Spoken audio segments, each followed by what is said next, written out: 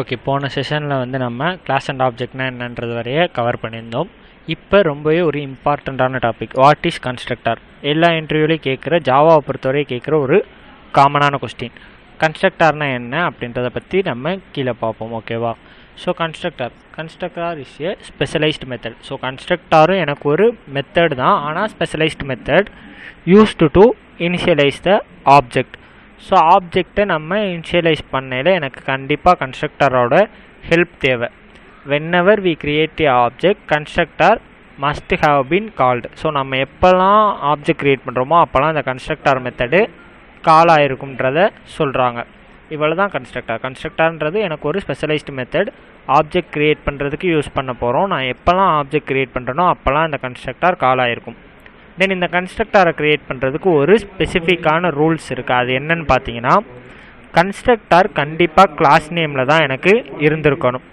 அது மாதிரி கன்ஸ்ட்ரக்டருக்கு return type கிடையாது. இது ரெண்டு தான் முக்கியமான ரூல்ஸ். நார்மலாக இப்போ நம்ம ஒரு மெத்தட் எடுத்துப்போமே, ஒரு மெத்தட்னால் எப்படி இருக்கணும், ரிட்டன் டைப் இருந்திருக்கணும். தென் ஒரு நேம் இருக்கும். கண்டிப்பாக ரிட்டன் டைப் இருந்தால் தான் அது வந்து ஒரு மெத்தட். வாய்டுன்றது ஒரு ரிட்டன் டைப் தான், ஆனால் அது என்ன ரிட்டன் டைப்னால் எதையுமே ரிட்டன் பண்ணாதுன்னு சொல்கிற ஒரு ரிட்டன் டைப். இது இந்த இடத்துல நம்ம இன்ட்டு, ஃப்ளோட்டு, டபுள், ஸ்ட்ரிங்கு, போலியன் சொல்லிட்டு எது வேணால் வச்சுக்கலாம். அது எல்லாமே ரிட்டன் டைப். ஆனால் எனக்கு ஒரு கன்ஸ்ட்ரக்டாரை பொறுத்தவரைய ரிட்டன் டைப் இருக்காது. கிளாஸ் நேம் எப்படி இருக்கோ அதே மாதிரி தான் இருந்திருக்கணும். ஃபார் எக்ஸாம்பிள் இது. ஸோ இன்னும் போகிற அட்வான்ஸ் கான்செப்ட் எல்லாத்துலேயுமே ஊப்ஸ்ன்னு நீங்கள் வந்துட்டாங்கனாலே கன்ஸ்ட்ரக்டாரை அளவுக்கு அதிகமாக யூஸ் பண்ணுற மாதிரி இருக்கும்.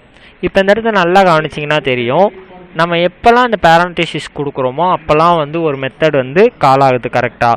ஸோ அப்போ நான் இங்கே கொடுத்துருக்கேன் அப்படின்ற பட்சத்தில் எனக்கு என்னது, இந்த மெத்தட் வந்து கால் ஆகுது. இப்போ எனக்கு இந்த மெத்தட் கால் ஆகி இதுக்குள்ளே நான் என்ன கொடுத்துருக்கேனோ அது எனக்கு ரன் ஆகும். பார்ப்போமா? System dot out dot println, இல்லை பிரிண்ட்டு கூட கொடுத்துட்டு ஹாய்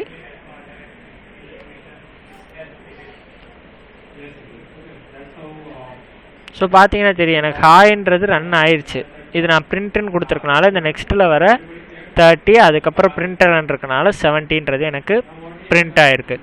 கன்ஸ்ட்ரக்டார் வந்து எனக்கு ஆப்ஜெக்ட் க்ரியேட் பண்ணையில் யூஸ் பண்ண போகிற ஒரு ஸ்பெஷலைஸ்டு மெத்தடு. ஸோ இதுக்கு ஒரே ரூலு, கிளாஸ் நேமில் இருக்கணும், ரிட்டன் டைப் எதுவுமே இருக்கக்கூடாது. தென் இதை நம்ம தனியாக எடுத்து கால் பண்ணணும்னு எந்த ஒரு நெசசரியுமே கிடையாது. என்னால் பண்ணவும் முடியாது. ஓபிஜே டாட்டு ஏன்னு சொல்லி கொடுத்தேன்னா எனக்கு இங்கே எரர் ஷோ ஆகும். இதுதான் நம்ம ஃபஸ்ட்டே பார்த்துருந்தோம்னு நினைக்கிறேன்.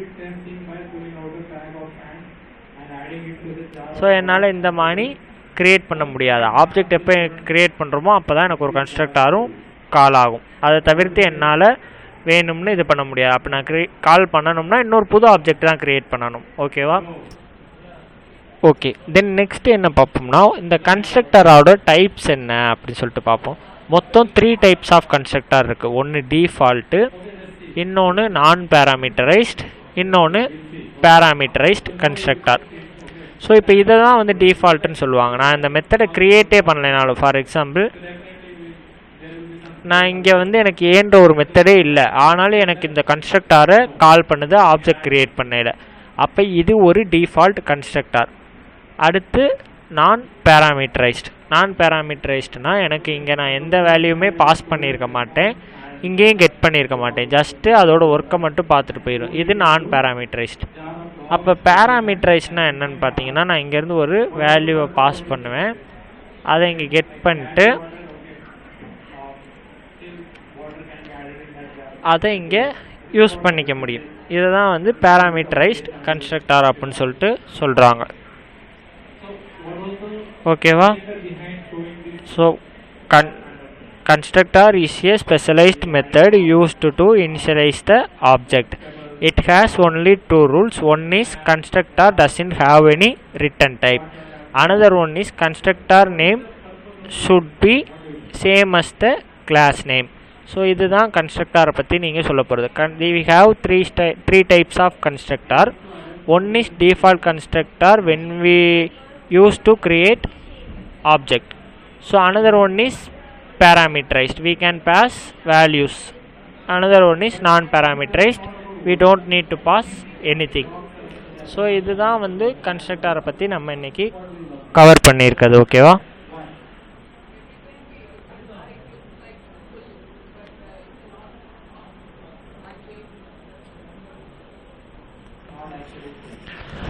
தென் overloading, overriding, inheritance, polymorphism, abstraction and encapsulation. இது எல்லாமே வந்து ஊப் கான்செப்ட் தான். ஸோ ஊப்பை நம்ம ஒன் பை ஒன்னாக கிளியராக பார்ப்போம். ஸோ எந்த ஊப்புக்கு எந்த ரியல் வேர்ல்டு எக்ஸாம்பிள் எடுத்துகிட்டு வரலாம், அதுக்கான கோடு என்னன்றதை பற்றி நம்ம கிளியராக பார்ப்போம். ஓகேவா? Okay, it only 5 minutes. So நம்ம டைம் நிறையா இருக்குது.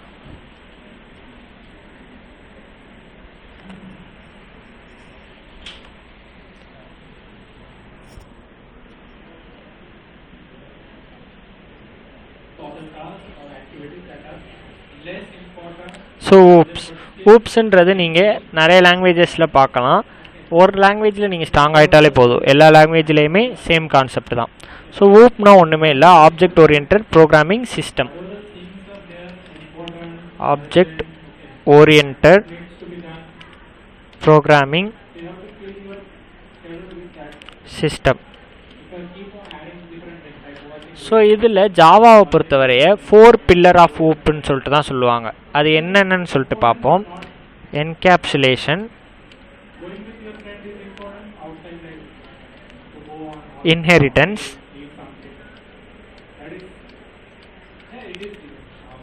Polymorphism,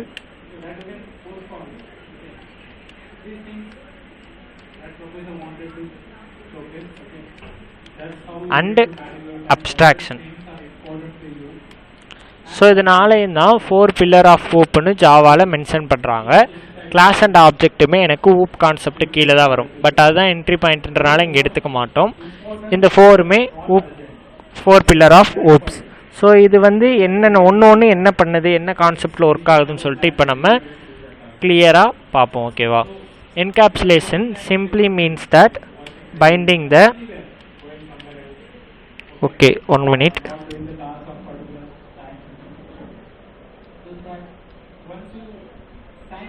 Binding the data inside a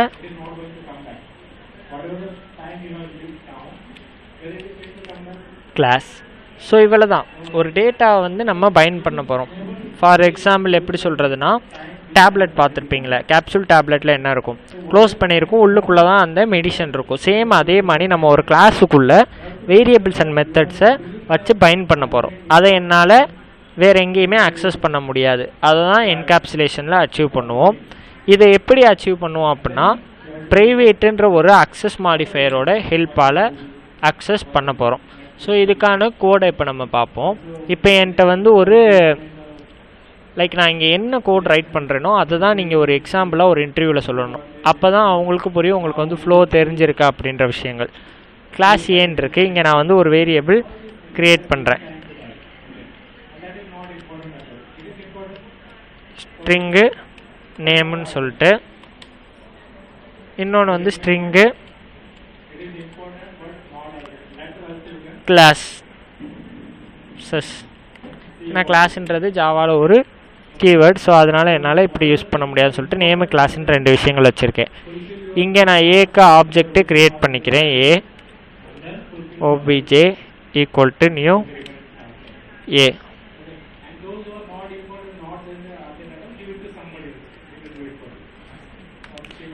இப்போ நான் என்ன பண்ணலாம் அப்படின்னா, OBJ dot name equal to Akash. then obj dot classes equal to bb ஏதோ சம்திங் நான் வந்து கொடுத்துக்கிறேன். இப்போ அகைன் இங்கே நான் சிஸ்டம் டாட் அவுட்டர் பிரிண்டலனில் இதை எடுத்துருவோம். இந்த ஆட் மெத்தடுமே எனக்கு தேவையில்லை, ஏன்னா இப்போதைக்கு நம்ம என்ன பார்க்குறோம், என்கேப்சுலேஷன் தான். ஓபிஜே டாட் நேமை பிரிண்ட் பண்ணுறேன் plus obj dot classes. So இப்போ நான் ரன் பண்ணுறேன். எரர் ஸ்ட்ரிங்கு கிளாஸஸ்க்கு S capital.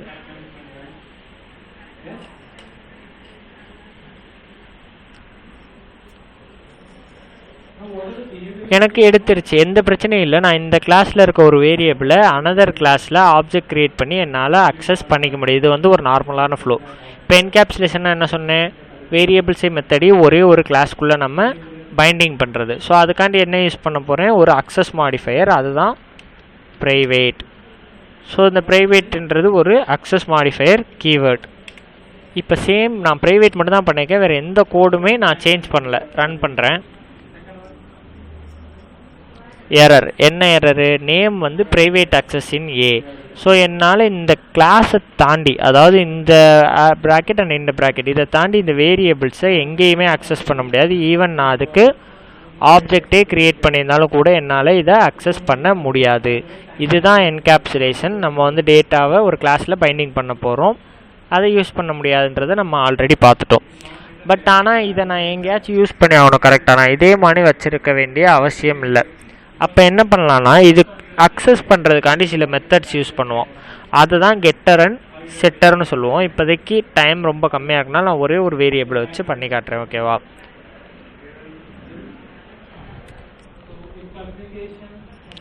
So getter and setter method. Getter method வந்து எனக்கு இதில் இருக்க வேல்யூவை கெட் பண்ணுறதுக்கும், செட்டர் மெத்தட் வந்து இதுக்கு வேல்யூ செட் பண்ணுறதுக்கும் நான் யூஸ் பண்ணிக்க போகிறேன்.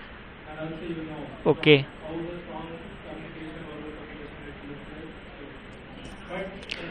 ஃபஸ்ட்டு கெட் மெத்தடுக்குரிய ரூல்ஸ் என்னன்னு சொல்லிட்டு கிளியராக பார்ப்போம், ஓகேவா?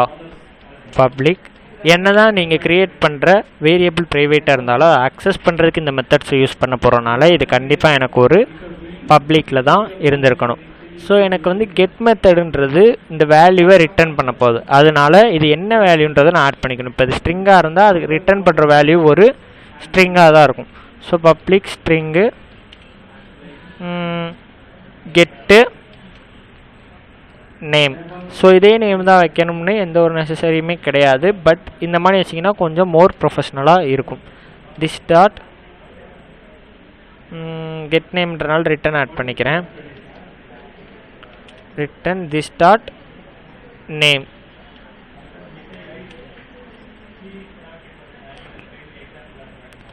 ஸோ ஆக்சுவலாக நான் இந்த இடத்துல என்ன பண்ணியிருக்கேன்னா, இந்த மெத்தடை நான் எப்போ கால் பண்ணுறேனோ அப்போ இங்கே என்ன வேல்யூ இருக்கோ அதை எனக்கு ரிட்டர்ன் பண்ணிடும். ஸோ இந்த ரிட்டர்ன் பண்ணுற வேல்யூ எங்கே வரும், கால் பண்ணுற இடத்துக்கு வரும், ஓகேவா? ஒரு கெட் மெத்தட் இந்த மாதிரி தான் இருக்கணும், அதுக்கு ரிட்டர்ன் டைப் இருக்கணும், பட் பேராமீட்டரில் எதுவுமே கெட் பண்ணியிருக்காது. இதுதான் வந்து ஒரு get method.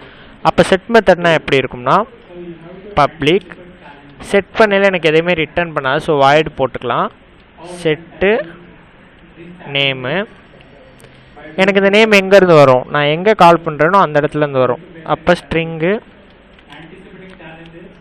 Name system dot out dot print. ஓமை சாரி. ஸோ இந்த இடத்துல நான் வேல்யூ வந்து செட் பண்ண போகிறேன். அப்போ this dot name assignment operator எனக்கு அங்கேருந்து நான் கெட் பண்ண நேம். ஸோ இந்த திஸ்ன்ற கீவேர்டு எனக்கு கரண்ட் கிளாஸோட குளோபல் வேரியபிளை பாயிண்ட் பண்ணும். அப்போ நான் திஸ் டாட் நேம்ன்றது எனக்கு இந்த நேமு, இது எனக்கு ஆர்குமெண்ட்டில் கெட் பண்ண நேம். இதில் இருக்க வேல்யூ எடுத்து இதில் சேஞ்ச் பண்ண போது அது இங்கே அப்டேட் ஆயிரும். ஸோ கெட் மெத்தடுன்றது எனக்கு ஆர்குமெண்ட்டில் எதுவுமே கட் பண்ணாது, ஆனால் ரிட்டன் டைப் இருக்கும். செட் மெத்தடு வாய்டு ரிட்டன் டைப்பில் இருக்கும், ஆர்குமெண்ட்டில் வேல்யூ கெட் பண்ணியிருக்கும். இதுதான் வந்து டிஃபரன்ஸ். இப்போ இதுக்கு முன்னாடி எனக்கு இந்த இடத்துல அக்சஸ் பண்ண முடியலை கரெக்டாக. பட் இப்போ நான் ஓபிஜே டாட்டு செட்டு நேம்ன்ற மெத்தடை கால் பண்ணுவேன். இதுக்குள்ளே எனக்கு பிடிச்ச நேமை நான் பாஸ் பண்ணிப்பேன். நெக்ஸ்ட்டு இந்த சிஸ்டம் டாட் அவுட் டாட் பிரிண்டெல்னுக்குள்ளே OBJ dot get name. So இந்த மெத்தடை நான் கால் பண்ணி விட்டுட்டேன். ஆக்சுவலாக இப்போ எனக்கு என்ன ஆகும்னா, ஏக்கு ஆப்ஜெக்ட் க்ரியேட் பண்ணிக்க ஜாவா வந்து மெயின் மெத்தடில் இருந்தால் ரன் ஆகும். இங்கேருந்து டேரெக்டாக வந்து இந்த ஓபிஜேக்குள்ளே இருக்க செட் நேமை கால் பண்ணுது, அது ஆகாஷ்ன்றதை கெட் பண்ணுது. ஸோ செட் நேமு ஆகாஷ், இந்த ஆகாஷ் வந்து இங்கே இருக்க போது இதை நான் குளோபல் வேரியபிளுக்கு அப்டேட் பண்ணிட்டேன். ஸோ இதில் இப்போ ஆகாஷ்ன்னு இருக்க போகுது. நெக்ஸ்ட்டு பிரிண்டலனில் கெட் நேம் கொடுத்துருக்கேன். நேராக இங்கே வரப்போகுது ரிட்டனு திஸ் டாட் நேம். இப்போ இதில் என்ன இருக்கும், ஆகாஷ்ன்ற நேம் இருக்கும், அதை ரிட்டன் பண்ணுது. அதை நான் இங்கே பிரிண்ட் பண்ணியிருக்கேன். ரன் பண்ணி பார்ப்போம். எனக்கு அவுட்புட்டில் ஆகாஷ் வந்து இதுக்கு முன்னரை வந்து நான் இங்கே இருந்த ஒரு ப்ரைவேட் வேரியபிளை இங்கே என்னால் அக்சஸே பண்ண முடியல. இப்போ அதை நான் எப்படி அக்சஸ் பண்ணிக்கேன்னா கெட்டர் அண்ட் செட்டர்ஸ் மெத்தடை யூஸ் பண்ணி அக்சஸ் பண்ணியிருக்கேன். இதுதான் என்கேப்சுலேஷன். அப்போ encapsulation simply means binding the data inside a class. We can achieve that using private keyword, and after that we can accessing them using public getter and setter methods. ஓகேவா? So இப்போ ஓரளவு கிளியரான understanding இருக்கும்னு நினைக்கிறேன். அந்த கோடையுமே வந்து அந்த document கூட ஆட் பண்ணிட்டு உங்களுக்கு டாக்குமெண்ட்டை சென்ட் பண்ணுறேன்.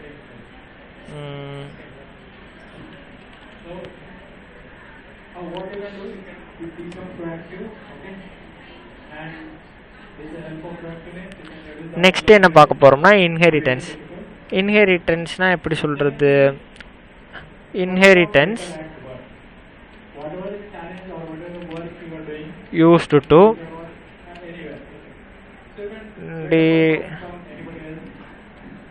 derive the methods and variables from one class to another class. So inheritance வந்து ஒரு கிளாஸில் இருக்க மெத்தட்ஸ் அண்டு வேரியபிள்ஸை இன்னொரு கிளாஸ்க்கு டிரைவ் பண்ணுறதுக்கு எனக்கு ஹெல்ப் பண்ண போகுது. இதை நம்ம எதை யூஸ் பண்ணி அச்சீவ் பண்ண போகிறோம்னா எக்ஸ்டென்ஸ் அப்படின்ற ஒரு கீவேர்டை யூஸ் பண்ணி தான் அச்சீவ் பண்ண போகிறோம். இது எல்லாத்துக்குமே வந்து நீங்கள் ரியல் வேர்ல்டு எக்ஸாம்பிள் எடுத்துகிட்டு வரணும். ஃபார் எக்ஸாம்பிள் இப்போ வந்து என்னோடய பேரண்ட்டு இருக்க ஒரு பிஹேவியர் வந்து என்கிட்ட இருக்கும், ஆனால் என்கிட்ட இருக்கிறது என்னோடய பேரண்ட்டை இருக்குமான்னு கேட்டால் கிடையாது. கரெக்டாக? ஸோ அந்த ஒரு கான்செப்ட் கீழே தான் இன்ஹெரிட்டன்ஸ் வந்து ஒர்க் ஆகும். நீங்கள் இப்போ இன்டர்வியூவில் இருந்ததை ஆன்சர் பண்ண போகிறீங்கன்னா inheritance is used to drive the methods and variables from one class to another class. We can achieve them using extents. So we have 5 types of inheritance in Java. என்னென்ன டைப்புன்னு சொல்லிட்டு பார்ப்போம். Single level,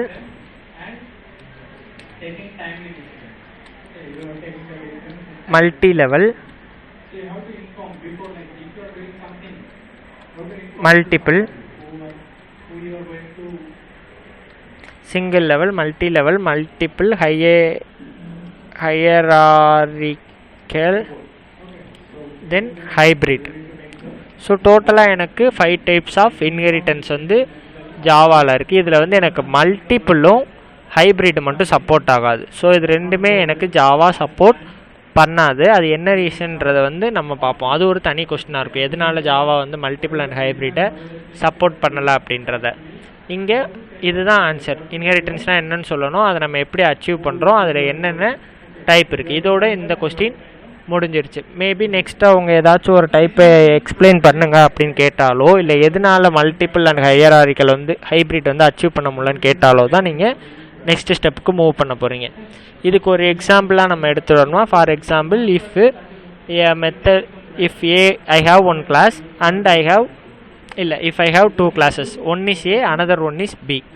I wanted to use the same method which is located in A. So எனக்கு ஏல இருக்க ஒரு method, same மெத்தடை நான் பிலே யூஸ் பண்ணணும்னு நினைக்கிறேன்.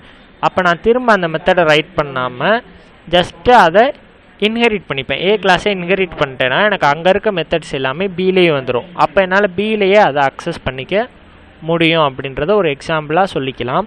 நான் ரைட் பண்ணுற கோடுமே உங்களுக்கு ஈஸியாக இருந்துச்சுன்னா அதை கூட எக்ஸாம்பிளாக சொல்லிக்கலாம்.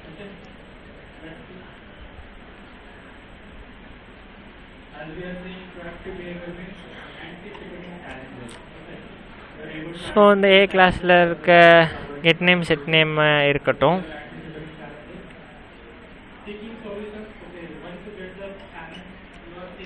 இப்போ மொத்தம் என்கிட்ட 2 கிளாஸ் இருக்குது, ஒன்று மெயின், இன்னொன்று ஏ கிளாஸ். நான் அடிஷ்னலாக இன்னொரு கிளாஸை க்ரியேட் பண்ண போகிறேன், கிளாஸ் பி.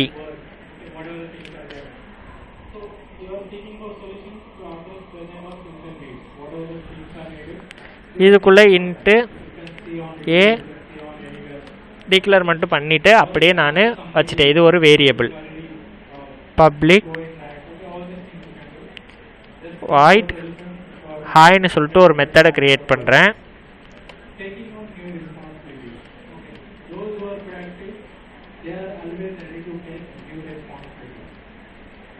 ஹாய்ன்ற ஒரு மெசேஜை நான் பிரிண்ட் பண்ண ட்ரை பண்ணுறேன். ஓகேவா? ஸோ இப்போ நான் இந்த ஏக்கு வேல்யூ செட் பண்ணணுன்னாலும் இல்லை இந்த ஹாய்ன்ற மெத்தடை கால் பண்ணணுன்னாலும் என்ன பண்ணணும், இந்த பீன்ற கிளாஸ்க்கு ஆப்ஜெக்ட் க்ரியேட் பண்ணணும். கரெக்டாக? பட் நான் என்ன பண்ணுவேன், இந்த பியில் இருக்க மெத்தட்ஸ் எல்லாத்தையுமே ஏக்கு டிரைவ் பண்ண போகிறேன் யூஸிங் எக்ஸ்டென்ஸ் கீவேர்ட். இப்போ நான் என்ன பண்ணுவேன், ஏக்கு மட்டும் ஆப்ஜெக்ட் க்ரியேட் பண்ணால் போதும். ஏன்னா பியில் இருக்க எல்லா மெத்தட்ஸ் அண்ட் வேரியபிளுமே எனக்கு ஏக்கு டிரைவ் ஆயிடுச்சு. செக் பண்ணி பார்ப்போமா? obj dot a equal to 10. obj dot method பேர் என்னது, ஹாய். திரும்ப system dot out dot println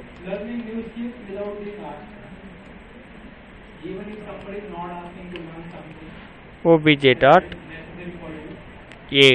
so இப்போ எனக்கு பீன்ற ஒரு கிளாஸ்க்கு நான் ஆப்ஜெக்ட் எங்கேயுமே க்ரியேட் பண்ணல. ஆப்ஜெக்ட் க்ரியேட் பண்ணாமல் வேறு ஒரு கிளாஸ்க்குள்ளே என்னால் அக்சஸே பண்ண முடியாது. பட் நான் என்ன பண்ணியிருக்கேன், பிக்கு ஆப்ஜெக்டே க்ரியேட் பண்ணாமல் இந்த ஏவையும் இந்த ஹாய்ன்ற மெத்தடையும் அக்சஸ் பண்ண ட்ரை பண்ணியிருக்கேன்.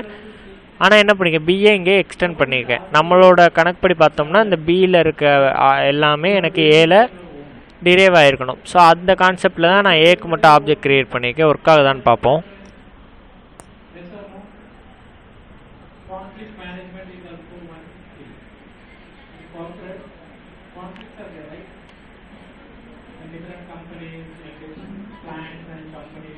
எனக்கு ஒர்க் ஆகிருக்கு, எந்த ஒரு இஷ்யூவுமே இல்லை. ஸோ இதுதான் வந்து நம்ம இன்ஹெரிட்டன்ஸ் சொல்லுவோம். இங்கே நம்ம அச்சீவ் பண்ணது பார்த்தீங்கன்னா சிங்கிள் லெவல் இன்ஹெரிட்டன்ஸ். மல்டி லெவல்னால் என்னென்னா, இப்போ இந்த பீன்ற கிளாஸ் வந்து ஒரு சீன்ற கிளாஸை எக்ஸ்டெண்ட் பண்ணியிருக்கு அப்படின்னா அது மல்டி லெவலில் போகும். மல்டிபிள்னால் என்ன அப்படின்னா, இன்னும் சிம்பிளாக சொல்லணும்னா class A extend B and C இந்த மாதிரி போட்டோம்னா அது மல்டி லெவல். பட் ஜாவா இதை அக்செப்ட் பண்ணாது. ஓகேவா? ஜாவா அலோவ் பண்ணாது. ஹைப்ரிட் அப்படின்னா எப்படி சொல்கிறது, class A extends B, class main also extends B. So எனக்கு இந்த பீன்ற ஒரு பேரண்ட் கிளாஸ்க்கு 2 சைல்டு கிளாஸ் இருக்குது, மெயின்னு ஒன்று ஏன்னு ஒன்று. இதை தான் வந்து நம்ம ஹையராரிக்கல் அப்படின்னு சொல்லிட்டு சொல்லுவோம். ஹைப்ரிட்னா 2 or more இன்ஹெரிட்டன்ஸை சேம் ஃப்ளோவில் நம்ம யூஸ் பண்ணால் அதை ஹைப்ரிட்னு சொல்லுவோம். ஸோ ஜாவா வந்து சிங்கிள் லெவல் இன்ஹெரிட்டன்ஸ் பார்த்தாச்சு, மல்டி லெவலும் பார்த்தாச்சு, மல்டிபிள் வந்து பார்த்தோம். ஆனால் அது வந்து ஜாவாவில் ஒர்க் ஆகாது. தென் ஹையராரிக்கலும் ஷோ பண்ணியாச்சு. ஹையராரிக்கல் மீன்ஸ் ஒரு பேரண்ட் கிளாஸ்க்கு 2 சைல்டு இருக்கும். ஹைப்ரிட்டு ஜாவாவில் அக்செப்ட் பண்ணாது. இது எல்லாத்தையுமே இன்ஹெரிட்டன்ஸில் அச்சீவ் பண்ண முடியலனாலும் நம்ம இன்டர்ஃபேஸ்ன்ற ஒரு கான்செப்ட் யூஸ் பண்ணி இது ரெண்டையுமே நம்ம அச்சீவ் பண்ணுவோம். அது இன்டர்ஃபேஸ் போகையில் நான் இன்னுமே கிளியராக எக்ஸ்பிளைன் பண்ணுறேன். ஓகேவா? தென் நான் இந்த கோடையுமே வந்து இன்ஹெரிட்டன்ஸு கீழே ஆட் பண்ணிடுறேன்.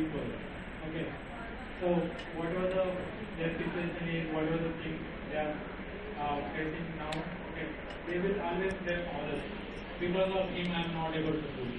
Because of him I can't do certain tasks. Because of her I haven't achieved that.